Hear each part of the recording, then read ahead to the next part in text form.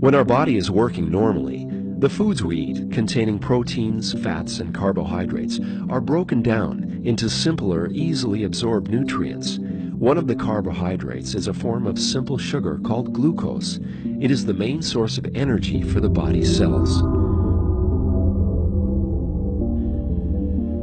Glucose circulates in the blood where it is available for body cells to use.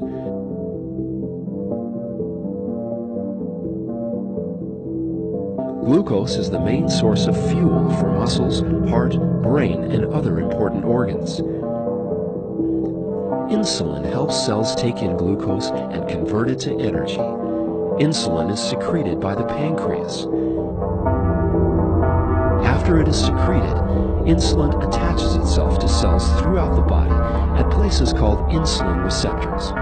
Once attached, insulin acts like a key on a cell membrane, allowing sugar or glucose from the food we eat to enter the liver, fat, and muscle cells. The glucose in the bloodstream is decreased, and once the glucose is inside the cell, it becomes a source of energy.